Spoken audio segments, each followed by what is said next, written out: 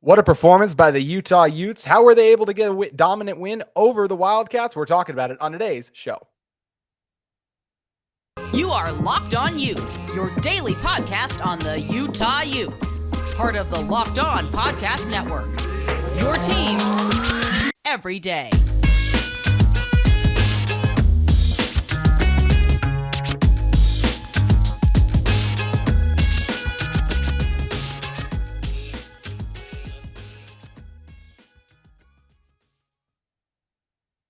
Hello, everyone, and thank you for making Locked On Utes your first listen every single day. We are available on all platforms, including YouTube. Appreciate all of you who have liked and subscribed to our show on YouTube. We're nearing 600 subscribers, so your report means the absolute world to us here at Locked On Utes, so thank you very much. Today's episode is brought to you by LinkedIn Jobs. LinkedIn Jobs helps you find the qualified candidates you want to talk to faster. Post your job for free at linkedin.com/LockedOnCollege. That's linkedin.com/LockedOnCollege to post your job for free. Terms and conditions may apply. My name is JT Wistrcill, former intern inside the University of Utah Athletic Department, and we're going to be talking about and breaking down what was an incredible team performance yesterday from the Utah Utes on today's show. And in order to help us do that, it's friend of the show, Dante Guardi, joining me now on the pod. And Dante, just starting with general thoughts. This was just such a fun game because yes, Arizona was able to move the ball, and there was some leaky stuff defensively, but pretty much after that first quarter, Utah just took command of it. It was so much fun to watch this team really get a dominant team performance where you're able to get after the quarterback. You're able to hold up well in coverage. You're able to do a really good job in run blocking and even in pass protection. I mean, there was one sack, but one sack over the course of a game is not a bad thing.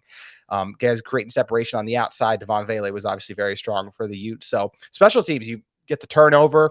I said in the press box as soon as I had no idea why he tried to catch that punt as soon as he was kind of moving backwards. But hey, credit for the Utes to capitalizing. So just a fun performance that led to the dominant 45-20 win. Yeah, the number one thing is definitely the secondary. They played lights out, especially the cornerbacks. They weren't really targeting Clark. I believe they targeted him 3 times, and they only got 8 yards out of those 3. Zemaiah Vaughn was targeted 5 times, only allowed one catch for 8 yards, had three pass breakups. So a really good performance by him. Definitely his best performance as a Ute. I mean, just an all-around great game from the secondary and the offense. The running attack finally hit its stride, 314 yards on the ground, averaging almost 6 yards per carry. Jaquindon and Jalen Glover both averaging more than 7.5 yards per carry. Jaquindon had that one really amazing run that he almost hit the end zone on, didn't quite get there, but still made some really fantastic moves. Just an awesome team performance all around. Running attack was there, coverage was there, and that's a really good Arizona passing attack. You know, they were number 3 in the nation in passing yards per game heading into that game, and their wide receivers were pretty much non-factors throughout the entirety of the game, and Utah really came to play.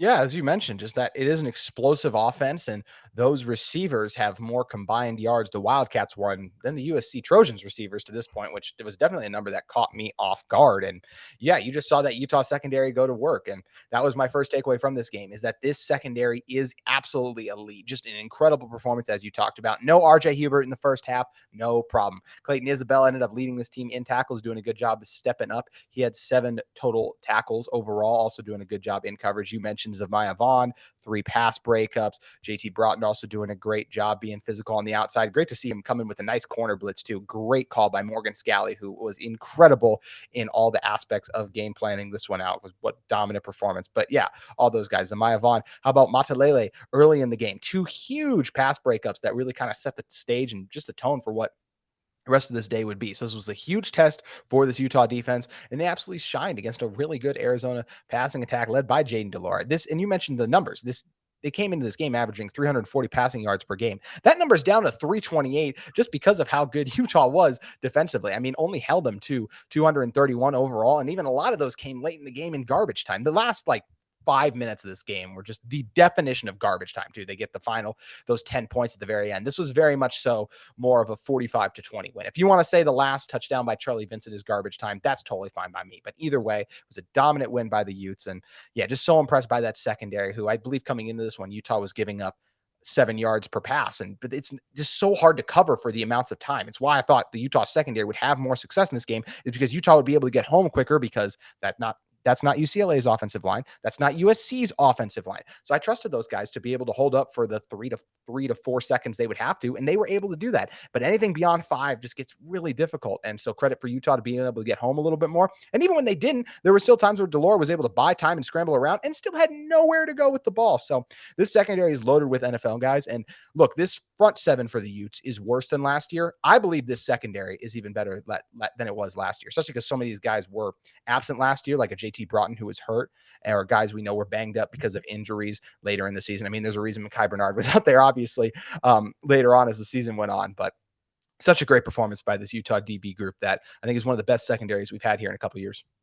Yeah, the one player you got to look at, in my opinion, obviously you got Clark and Zemaya and JT who have really came on and been serviceable, but it's Malone Mataele. I mean, this guy was the biggest liability on Utah's defense last year. Gave up an almost perfect passer rating, gave up all those yards in the Rose Bowl. Whereas this year, statistically, he's been the best slot corner in the Pac-12, allowing a passer rating of I don't know what it is, but it's very low, definitely the lowest in the conference. I mean, he's just been an absolute dog guarding that slot position, which has been kind of a force in the Pac-12. When you look at all these teams, you got obviously Cowing on Arizona, like very tough outs for a slot corner in the Pac-12, and he's really taken a step forward and been the most underrated player on this team, in my opinion. Him and Keaton Bills being 1 and 2, and with cornerbacks, you don't want your name called, really. I mean, if you're a cornerback and you go the entire game without hearing your name, that means you probably did pretty good. And I mean, haven't really heard Malone Mataele's name a whole ton, so he's really taken a step forward and been an awesome player for this Utah secondary, and is kind of the glue of that secondary. Like, Clark's always going to be solid, and Clark can play any position. He can guard the slot, he can play out wide. So just an all-around awesome player to have with him. And then with Zemaya Vaughn, I was kind of uncertain with him heading into this game, because I always knew that his ball skills were great, one-on-one downfield. Like, he's not a guy you want to target, but these Arizona receivers are all very speedy, all very fast. And I was kind of worried about Zemaya Vaughn maybe getting lost in the sauce a little bit there, but he held his own, played absolutely lights out. And I mean, Dorian Singer last week, I don't know if you watched the USC Arizona game, but he made a plethora of just ridiculous catches. And Jacob Cowing led the Power 5 in yards after the catch. And I mean, Zemaya Vaughn had pass breakups on both of them. Like I said, only a 20% completion rate allowed. So I mean, the secondary just really coming into its own and shining in a perfect time, because you look at Troy Franklin, who's Oregon's best receiver. His play style is very similar to a Jacob Cowing. They're very fast, a little bit shorter, great at yards after catch. So seeing Utah be able to shut down a player like Jacob Cowing, I think it's really enticing for going forward when you have to play a player like Troy Franklin. Yeah, no, very true. It was really exciting to see. And look, there's probably, if Utah wants to win the Pac-12, they're going to see some more talented wideouts. So good to see this game just reassure you that this secondary group is elite. It's the strength of this Utah defense, and they shined, as I mentioned, for a half without RJ Hubert even. And all the credit to Clayton Isabel for doing a great job. And obviously Cole Bishop is just one of the best players on this Utah defense. He impresses me every week. Before we move on to some of our other takeaways, I mentioned it a little bit, but just the job Morgan Scalley did, I just thought was so impressive. And yes, the Arizona ran for 156 yards, which most of those coming early on and just kind of just missed tackles, just uncharacteristic mistakes from this Utah defense we haven't really seen. So after they shored that up, there was really nothing to go on from there. But just in terms of the blitzes they were coming at him with, I mentioned the Broughton blitz. We saw Barton get home and force the fumble on one of them by Mahi, Gabe Reed, just all these guys coming in, just creating that pressure that really threw off Jayden De Laura and made him have to kind of scramble around, try to buy time. He did not have all day to sit in the pocket. So just overall, I thought this was a masterful game plan by Morgan Scalley. I was really impressed, and he continues to be one of the top defensive coordinators, not just in the Pac-12, but the country.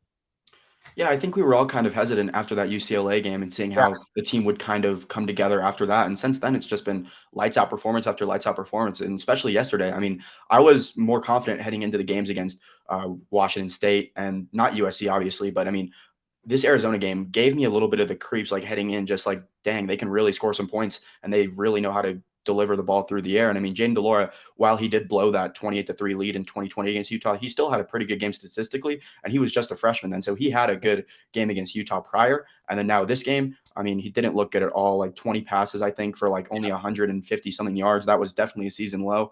Had a couple of turnovers, a couple of fumbles that were some caused by Utah, some just uncharacteristic errors from the Wildcats. But overall, I mean, just a really not sophisticated game from the Wildcats, kind of all over the place. And their only real chunk plays were on the ground, whereas usually it's through the air. And that was one of my 3 keys to victory. It's limiting those chunk plays, and through the air, Utah did just that and made Jayden De Laura not really look like the playmaker that he had been in over the prior few games. Yeah, and the the success that defense have had, just one of the reasons the Utes were able to get this win. We're going to talk about some of the others in a moment, but first, I want to talk to you guys about LinkedIn Talent Solutions. These days, every new potential hire can feel like a high-stakes wager for your small business. You want to be 100% certain that you have access to the best qualified candidates available. That's why you have to check out LinkedIn Jobs. LinkedIn Jobs helps you find the right people for your team faster and for free. Guys, I use LinkedIn all the time to network with my friends as well as keep track of the jobs that open up in whatever fields I'm trying to enter in. And there are tons of great candidates ready to go to work today. So make sure you guys add your purple hashtag hiring frame to your LinkedIn profile to spread the word that you're hiring. Simple tools like screening questions make it easy to focus on candidates with just the right skills and experience so you can quickly prioritize who you'd like to interview and hire. That's why small businesses rate LinkedIn Jobs #1 delivering quality hires versus leading competitors. LinkedIn Jobs helps you find the qualified candidates you want to talk to faster. Post your job for free at linkedin.com/lockedoncollege. That's linkedin.com/lockedoncollege to post your job for free. Terms and conditions may apply. Also, want to talk to you guys about UCCU. Guys, we know that interest rates are on the rise, and it's just something we have to deal with. So make sure you head over to UCCU because they're offering a 15th month serving certificate with an incredibly high APY of 4%. Plus, you can jump up to an even higher rate of return anytime during the life of your certificate. As I mentioned, those interest rates are going up, as you obviously have noticed. So that's why UCCU is here to help. It's a limited time offer, that 15-month saving certificate with an incredibly high APY of 4.00%. Make sure you guys head over and cash in on it. It's a limited time offer with a UCCU certificate. You simply make one deposit and then let your money grow and grow and grow and grow with a fixed rate of return that's much higher than a standard savings account. Visit uccu.com to learn more or to get a savings certificate today. UCCU, love where you bank. Also, thank you for making Locked On Utes your first listen every day. But if you're in the market for a second listen every day, we recommend you check out the Locked On Sports Today. For the games that matter the most, the biggest stories in sports, go beyond the scoreboard and behind the scenes with local experts and insights only Locked On can provide. Locked On Sports Today, available on this app, YouTube, and wherever you get your podcast. So make sure you guys head over and check out Locked On Sports Today. So Dante, coming back into this one, next takeaway we got to talk about in this one is just what an incredible debut for Nate Johnson. I mean, look, he only ran the ball, but man, did he do that incredibly well. Total of 3 carries in this one. He averaged 7.7 yards per carry. His longest one was 9, so he had 23 yards in total and had 2 touchdowns. Just absolutely electric from Nate. And look, Coach Witt, I believe he called him the fastest player on the team in his post-game press conference. And it looked like it out there, and it was amazing. Nate told us that he found out he was going to get in the game and just kind of be involved on Monday. And look, you see why. I mean, Utah has something in some speedy quarterbacks. I mean, you look at what Jaquindon was able to do, and the growth he's had at the running back position has been really incredible and a lot of fun to watch. And then just for Nate, I mean, he's obviously been doing a great job on scout team. I'm sure he's helped them prepare to play quarterbacks like Jayden De Laura, DTR, Caleb Williams, all these guys who can move it with their legs as well as do a good job just buying time in the pocket. So it was so great to see him get out there. And this was just a special performance from, look, a guy I feel is going to have a very bright future at Utah starting as soon as next year, personally. Yeah, gotta think so. I mean, he didn't show any weaknesses to his game. He showed off that speed that he has, which was just fantastic. 2 touchdown runs, hit the little Jalen Waddle in the end zone, which was cool to see. I mean, just having fun with the guys. And for a player who it's his first year within the program, being able to get on the field in a game like this is perfect. And Utah can keep using him for the final 3 regular season games. You know, he hasn't played at all before the Arizona game. Can still be a redshirt with 3 more game action times. So, I mean, the potential is through the roof with him. Little Tyler Huntley, I kind of view him as with that running ability and then that electric arm. Because from what I've heard, his throwing ability on the run is just fantastic. And that's what I thought of with Tyler Huntley, just being able to create plays with your legs and finishing it with your arm. So awesome performance by Nate Johnson. Great career debut. And I'm really looking forward to see how he does in the future. I can't wait as well, and I hope we see more of the Nate Johnson package. I think it'd be fun to get him and Jaquindon out there too, or even if you did, let's just get completely crazy. Let's get Cam, Nate, and Jaquindon all out there, just absolutely wild. I would love to see what Coach Ludwig can draw up. And credit to Coach Ludwig as well, who just continues to get more creative. It felt like some of the criticisms early on was how conservative this offense was. And it's not just become more explosive, it's become more creative. And that's one of the things that's been really fun to watch and see. And I can only imagine some of the stuff we're going to see Nate Johnson do over the course of his Utah career with wheels like that. A guy who's only going to get bigger, stronger, and faster. And woof, look out Pac-12 defenses next year. That's all I'm going to say. And we just talked about Nate Johnson in the Utah ground game. That's where I want to stay here is what a performance by the offensive line. It's allowed this team to rush for over 300 yards. Jaquindon Jackson, Jalen Glover, Tavion Thomas when he got in, Mekhi Bernard, all averaged over 4 yards per carry. And what's the constant in all of those? It's the offensive line being able to get movement and push up front. Look, this is not a great Wildcats front seven, but that's what you still go out there and you got to do your job. And we thought they'd do their job, but they went far and above and beyond to create holes that I could have run through, honestly, on a couple of those because, man, they were massive. Johnny Maea came in at center. Paul Miley, we're not sure why he didn't play, but Johnny Maea out there, and he was lights out the entire game. The left side of the offensive line, Dante, as you pointed out, didn't give up a pressure the entire game. So we know how good Braden and Keaton Bills are, and they get it done in the run game always too. Yes, Mokafisi gave up a sack, and I believe, what was it, Dante? 2 pressures, I think we said before. But Yeah, 2 pressures and a sack. yeah. So, but outside of that, in the run game, I thought he did a really good job. And look, if you give up 2 pressures all game long, that's still not a bad performance in my opinion. Because look, you're dropping back. I lost track of how many times I didn't track it, to be honest, but that's just a lot of pass blocking reps. So 2 pressures isn't the end of the world to me. And then Satao just continues to get comfortable at right tackle, probably his best game in protection. And we know what a grader he is in the run game. So I was so pleased with the O-Block's performance. I thought they were, if you're giving game balls away, as we often do on UteZone, I gave my game ball to the O-Block because I thought they were lights out. And I'm really encouraging by the trend they're making, because I think they're going to have another week to look really sharp. And then they're going to have to be lights out against a really good Oregon front seven. Yeah, I mean, you look at some of the past performances from this Arizona front seven. I mean, they gave up over 280 yards to both Cal and North Dakota State. So, whereas this performance, it was great to see. I'm not like ready to say that the rushing attack is where we want it to be. I think it was a great building block, and the offensive line obviously looked really good. All the running backs were doing their thing as well. So, I think this is a great confidence booster for both the offensive line, the coaching staff, for the running backs, for everyone involved in the rushing attack. I think it's a great thing to build off of. And you look at next week. I mean, we saw what Utah did to Stanford on the ground last season, and you got to think that we're going to have a similar outcome next Saturday. And then with that being said, then you got Oregon the next week, and that's a team that you're really going to have to bring your A game against.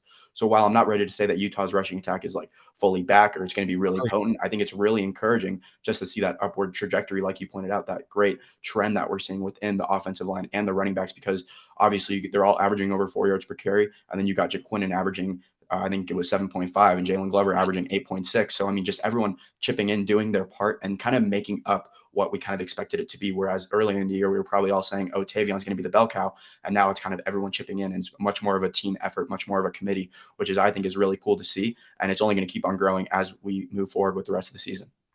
Yeah, as you mentioned, I don't feel as good about the offensive line as I did last year's group at this point in the season, but definitely getting in a step in the right direction and a chance to be hitting their stride and playing at their best in what could be a critical stretch for the Utes against Oregon. And, well, I mean, every game is a must win, as we know, for this Utah team. So basically every game is critical, but I expect them to have another strong performance against Stanford, as you discussed there. But Dante, those are my 3 biggest takeaways. Was there another one or anything else that we didn't talk about yet that you thought was really important in this Utah performance?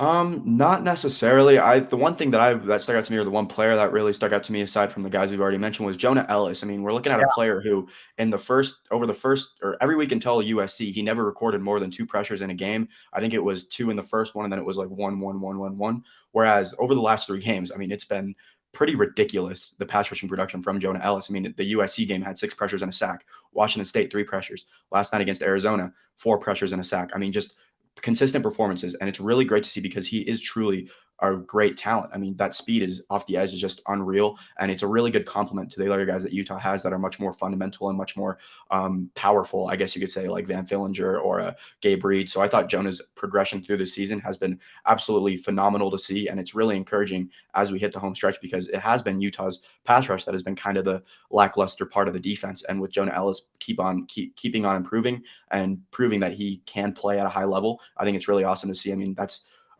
13 pressures over the last 3 weeks and 2 sacks, which is just awesome.